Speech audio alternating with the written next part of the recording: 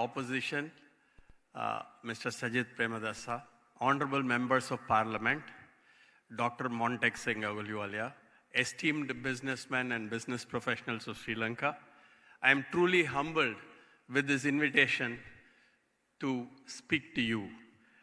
And it possibly is something which I was not prepared for, but I will nevertheless do that. See, Sri Lanka has been a country I've been coming pretty often for many years of my life. And so I will talk out of experience. I'm not an economist like Dr. Montek Singh Ahluwalia. I'm a business person who looks at opportunities economies give to further business, thereby adding value to the economy. So I feel we are at a juncture where the best positioned nation to take advantage of the India growth story is really Sri Lanka. I talk this out of experience of knowing a reasonable amount of the strengths of the Sri Lankan business and having a reasonable idea of the opportunities in India. So bear with me as I take you through why this could be a good opportunity for Sri Lanka as well as for India to partner and grow each other well. I think we as countries have had historical connections. I think historical records talk a lot about a lot of things came from India to Sri Lanka and Sri Lanka to India. We as countries have good cultural ties. We are a multi-religious society, multi-language society, and we have managed it very well. We have had economic relations which are pretty good. In fact, there is a very strong FTA in place between the two countries, which I believe Sri Lanka has not really very heavily leveraged. While Indian companies have started making investments in Sri Lanka in some of the infrastructure areas, but that the potential for attracting Indian investment is pretty significant. Having said all this, I want to take a few minutes to tell you about where India is today. I suppose Dr. Montek will give you much more details, but I'm telling you what's relevant for Sri Lankan business. India is poised to become the third largest economy in the world. It's set in 2027, but give a year or two, it doesn't make a difference. It's an industry, which is an economy, which is expected to grow upwards of 6% at least, and the growth rate for 23-24 was 7.6%, and the previous year was 7%. In 2023, India's GDP was estimated to be 3.4 trillion. Why is this happening? I think India really was pretty inward looking till the famous duo really opened up the economy. And after that, it has benefited from multiple mega factors. I think the first mega factor in my view was rewiring itself to be part of global supply chains and having a set of economic measures which created strong domestic demand. This created a very strong middle class, and one of the strengths of the Indian economy is that there is very significant growth in domestic consumption. In fact, retail and consumer market in India has been growing rapidly. Retail market is projected to grow 9% and move from the 2019 number of about 779 billion to 1.4 trillion in the year 2026. Just look at the size of the opportunity it throws up to all the industry in Sri Lanka. This is being fueled in India by a rapidly growing middle class, whose purchasing power is increasing by the year, driving a range of preferences. Now, India at one time was known to be the mass market where everybody had to sell at pretty affordable prices. It's slowly moving to become one of the largest premium market in every industry. Most people don't recognize that the affluent population of India is almost the size of Europe, while there is a lot of people who are below at the bottom of the pyramid as well. Now, this has been well leveraged by many Indian companies, and one of those companies which has leveraged it very well is Reliance. We have set up a pretty strong retail network. In fact, we have retail network in literally every area of business, from food and grocery to lifestyle to electronics and other key retail segments. Why is it important for industry in Sri Lanka? It's just not us. India has a very well-developed retail and distribution network, which gives you access to such a massive market. And just to put things in perspective, in the area of consumer goods, India is slowly going to become $100 billion. This presents huge opportunity for all global brands, and Sri Lanka will, and I'll tell you why later why it is very attractive for the Sri Lankan industry.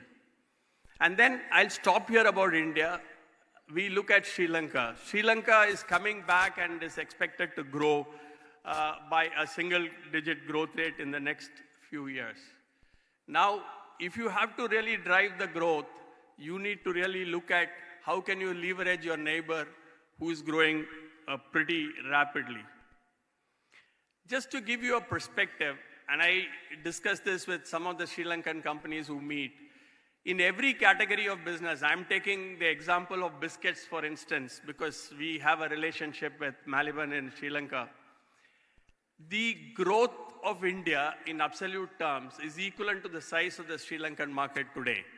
So if we really make an attempt to either produce and export to India or manufacture in India or find ways of taking advantage of this, this really puts every company in any industry with the potential of doubling, tripling their growth, and which ultimately can have a real fantastic effect on the Sri Lankan economy. Now, I think there are multiple ways by which we can get this going to ensure that finally both countries benefit. While India has this 1.4 billion population and hence a proportionate market size, I think the difficulty is to break through and get into the distribution system, which is massive. In fact, to give you a perspective, India has 8 to 9 million small mom and pop stores who contribute to 90% of the total business. Organized retail contributes to 10%. So it is important for Sri Lankan companies to understand how they would break through this barrier. So partnerships are important. The second big opportunity of India is literally all raw materials are available in India. And they're available at competitive prices thanks to India rewiring itself to be competitive globally in many of these areas.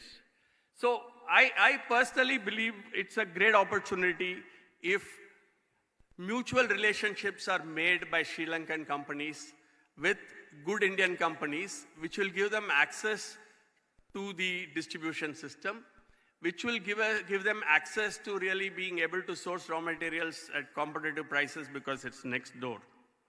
So my view is that there are three ways by which this collaboration can happen.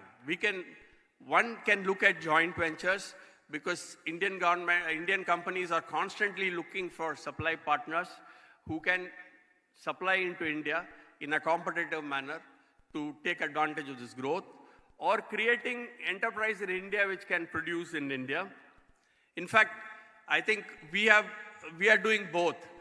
We have partnered with Maliban to really start making Maliban products in India, but at the same time, we're also trying to get products from Maliban and working out methods by which we can make the product in Sri Lanka and take it back. So the second option, I personally believe, is that to set up manufacturing facilities which can service the Indian growth.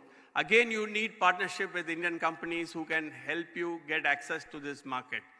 I'm sure over a period of time you could do it yourself, but in the initial stage, the scale of investment in go-to-market is so high that it is good to have a partner. And this I call as the manufacturing partnership. The first one would be a brand partnership where you work with people to take your brand in. The second could be a manufacturing partnership because the advantage of Sri Lanka is you have access very easily to global raw materials and you have a lot of incentives in terms of the FTA with India, and this can be done. And we have done this, for instance, In our business, we source a whole lot of beverages from Sri Lanka. It is made in Sri Lanka. The raw materials got from various parts of the world, including India, and then it is brought back to India and sold. See, in conclusion, whatever I have seen is that the Sri Lankan companies have high quality products, which are comparable to global quality. They have excellent ability to innovate. They have good systems and practices. Having run a plant in Sri Lanka, I know that it can be run to global standards of excellence. It has got a mature presence in many of the consumer product categories. I mean, innovation has happened and we have products which are available in the rest of the world now.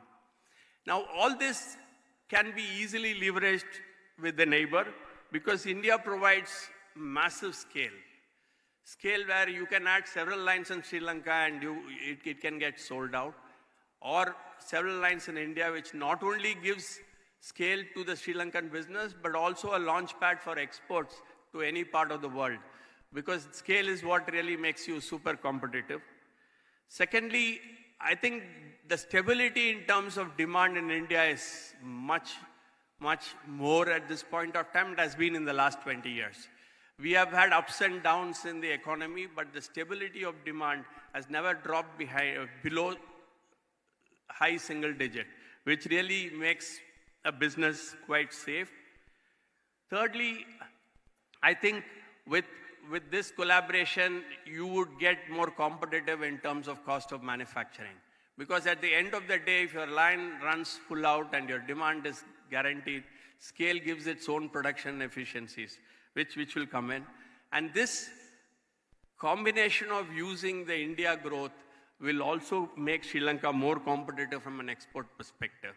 Because if you are successful in creating these alliances or joint ventures, then I think what our honorable leader of the opposition said could become a reality with Sri Lanka becoming the manufacturing base for several of these big joint ventures to export to all parts of the world.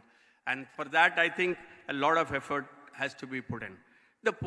I want to conclude with making this point. I think I have always wondered for the last, say, about 15 years, why is it that Sri Lankan companies have not been able to fully leverage the neighbor, which is growing well, and number two, with whom they have a good FTA? One of the things I feel is the sort of effort that is required to really understand how to enter this country and start really working towards taking advantage of it is quite a lot. And that, I believe, is an entry barrier. And what I would possibly counsel all of you is to really pick up people, the companies in India who are like-minded, who can help you through the first process. Because once you break that barrier, I'm sure you will find that going will be very, very easy. But it's the first 12 months barrier because India is a country in name, but it's a continent when it comes to consumer preferences. It varies every state, so it's important for you to get some help in terms of the entry strategy. So this is what I have learned from my interactions with the Sri Lankan companies, as well as taking some of these companies to India. I believe, and I truly believe, that this is a partnership which can really create a very, very strong position for both countries in this part of the world. And I take this opportunity to again thank the organizers for inviting me. And I want to assure most of the businesses who are interested in looking at India that me and my team will be very happy to help you, because I want to see the day when Sri Lanka becomes a big manufacturing hub for the Indian economy, as well as a big strategy. Sri Lankan businesses become big strategic partners for the Indian companies. Thank you very much.